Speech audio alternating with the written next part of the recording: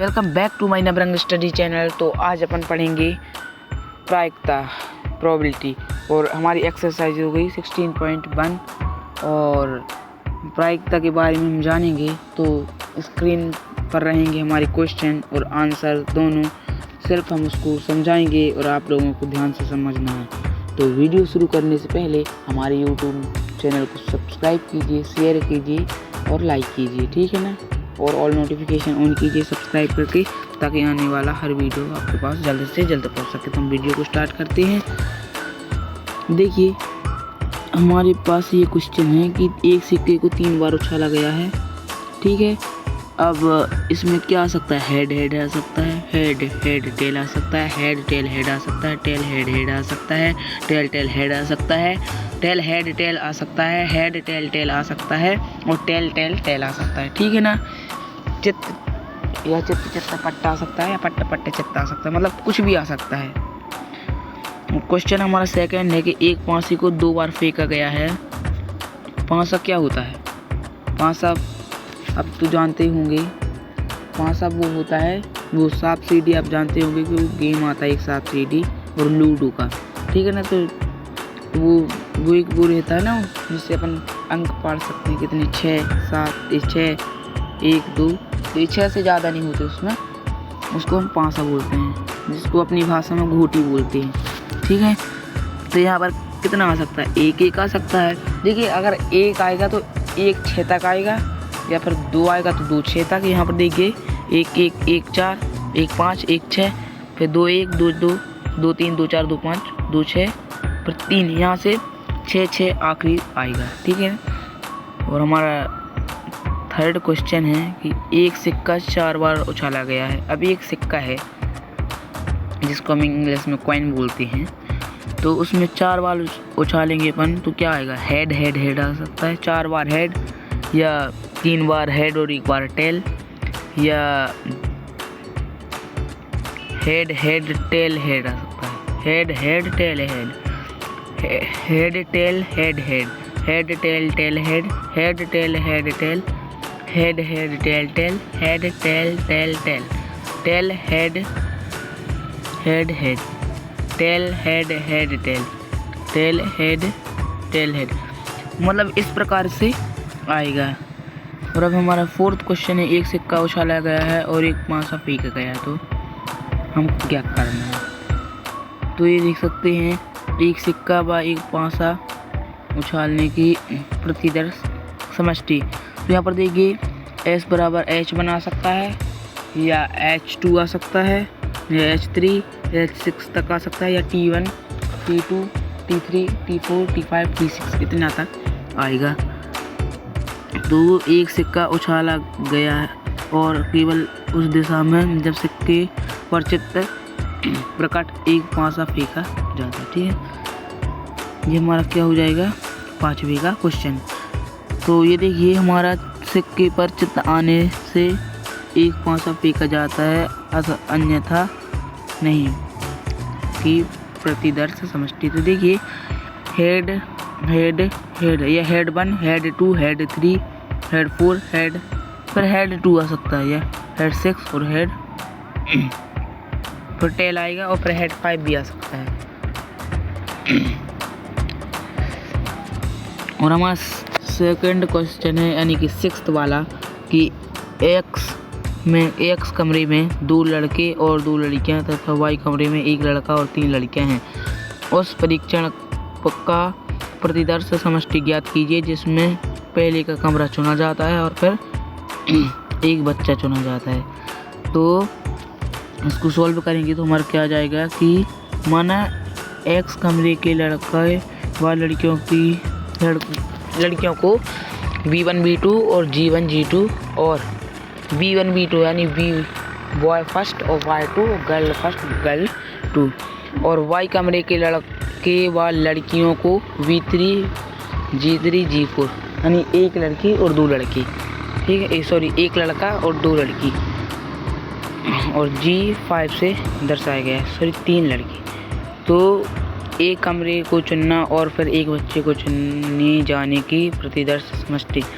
तो XB1 हो सकता है, XB2 हो सकता है, V3 हो सकता है ना, XV3 नहीं sorry XG1 XG2 YV3 YG3 YG4 YG5। हमारा 7वां क्वेश्चन है 7 वाला कि एक पासा लाल रंग का, एक सफ़ेद रंग का और एक अन्य पासा नीले रंग का एक थैले में रखे हैं। एक पासा यादृच्छा चुना गया है और उसे फेंका गया है। पास का रंग और इसके ऊपर के फलक पर प्राप्त संख्या को लिख गया है। समष्टि प्रतिदर्श समष्टि का वर्णन करना है। ठीक है ना, तो हमारा सॉल्व होगा कि माना लाल रंग को R से, सफ़ेद को W से तथा नीले को ब्लू से दर्शाया गया है, यानी कि V से दर्शाया गया है। तो पासे को चुनकर अंकों को प्राप्त करने की प्रतिदर्श समष्टि R1 R2 R3 R4 R5 R6 और W1 W2 W3 W4 W5 या W6 B1 B2 B3 B4 B5 B6 ये हमारा क्या हो जाएगा, आंसर हो जाएगा। अब क्वेश्चन हमारा 8 वाला हो जाएगा कि एक परीक्षा में दो बच्चे वाले परिवार हो। यहाँ पर देखिए, यहाँ पर एक गलती निकल के आई है। इसमें लिखा देगा परिवारों, ये परिवारों, लेकिन ये गलत है। यहाँ परिवारों में से प्रत्येक में लड़के लड़कियों की संख्या को लिखा जाता है। पहला हो जाएगा हमारा, यदि हमारी रुचि इस बात को जानने में है कि जन्म के क्रम में बच्चा लड़का है या लड़की, तो प्रतिदर्श समष्टि क्या होगी।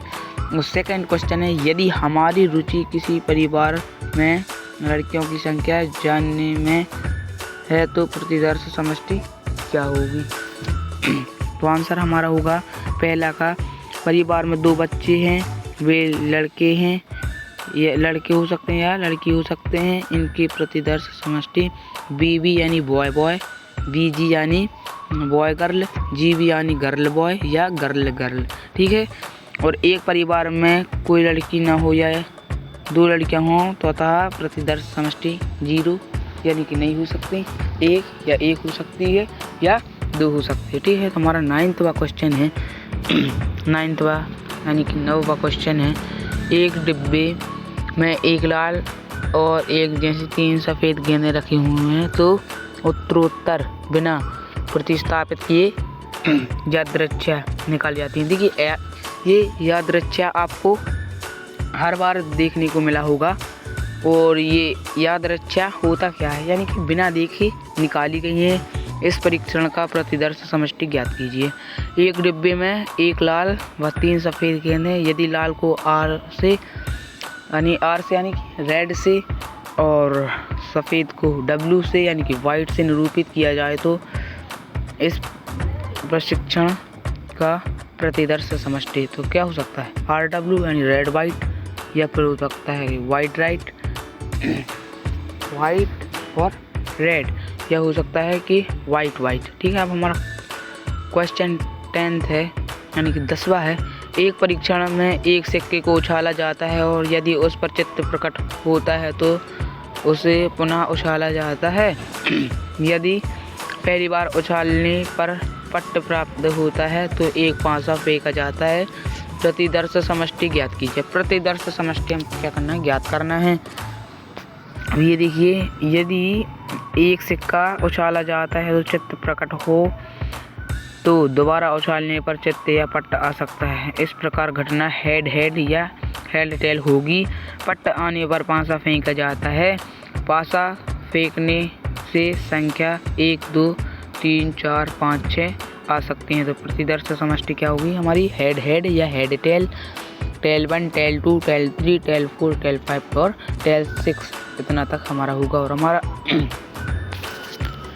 11th यानी कि 11वां क्वेश्चन है ना।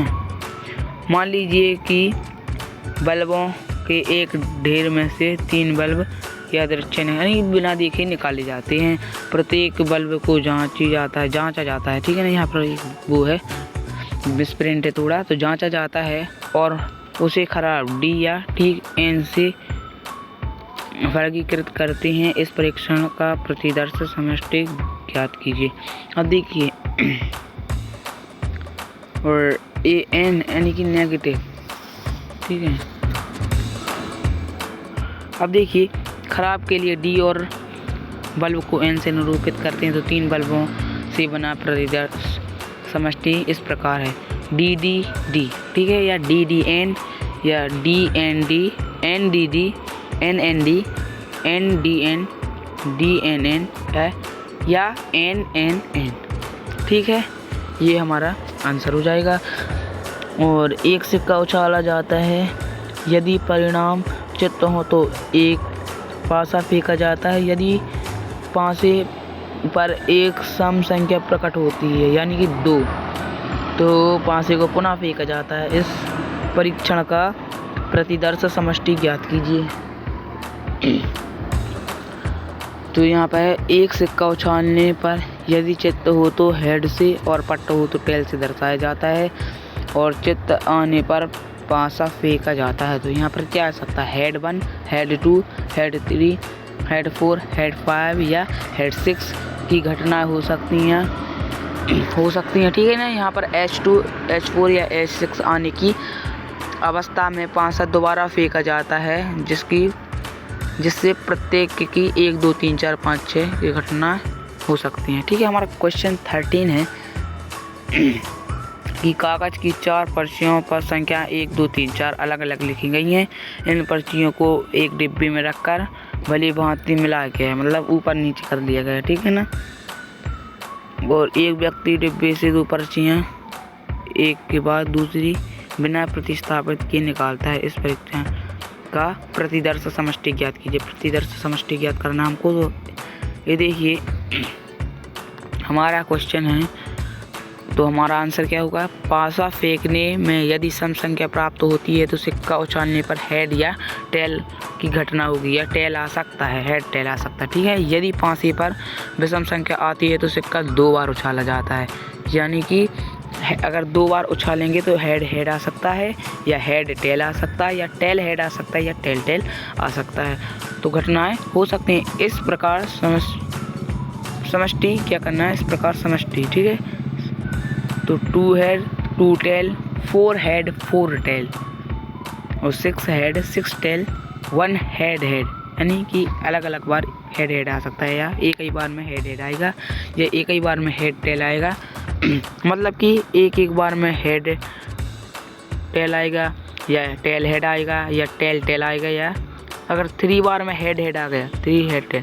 और हमारा 15वां क्वेश्चन है, एक सिक्का उछाला गया, यदि उस पर पट्ट प्रकट होता है तो एक डिब्बे में से जिसमें 2 लाल और 3 काली गेंदें रखी हैं, एक गेंद निकालने ते हैं। यदि सिक्के पर चित्र प्रकट होता है तो एक पासा फेंका जाता है। इस परीक्षण का प्रतिदर्श समष्टि लिखिए। प्रतिदर्श समष्टि हम लिखेंगे, तो यहाँ पर लिखेंगे कि यदि लाल रंग की गेंद को R1 और R2 यानी कि रेड 1 और रेड 2 से तथा काले रंग की गेंद को V1 और V2 यानी कि ब्लैक 1 और ब्लैक 2 से दर्शाया जाए, तो सिक्का उछालने पर यदि पट्ट आतु है। यहाँ पर देखिए, यहाँ पर मतलब मिस्टेक है थोड़ी, तो यहाँ पर हम बोल सकते हैं कि आता है तो R1 R2 V1 V2 और V3 में से एक घटना होगी। यदि सिक्के पर चित्त आता है तो पासा फेंकने से 1 2 3 4 5 6 आते हैं। तो प्रतिदर्श समष्टि इस प्रकार है। किस प्रकार है कि TR1 और TR2 यानी कि टेल रेड 1 टेल रेड 2, और फिर यहाँ पर आ गया TV1 TV2 यानी कि टेल ब्लैक 1 टेल ब्लैक 2 और टेल ब्लैक 3, यानी कि हेड 1 हेड 2 हेड 3 हेड 4 और फिर हेड 2 फिर हेड 6। और हमारा अंतिम सवाल होगा कि एक पासे को बार बार फेंका जाता है तब उस पर 6 प्रकट ना हो, तो इस परीक्षण का प्रतिदर्श समष्टि क्या हो सकती है? प्रतिदर्श समष्टि क्या हो सकता है? 6 आने पर पासा दोबारा नहीं फेंका जाएगा। यदि 1 2 3 4 5 में से कोई संख्या प्रकट होती है तो पासा दोबारा नहीं फेंका जाता है। इस परीक्षण का समष्टि प्रतिदर्श समष्टि क्या हो सकता है?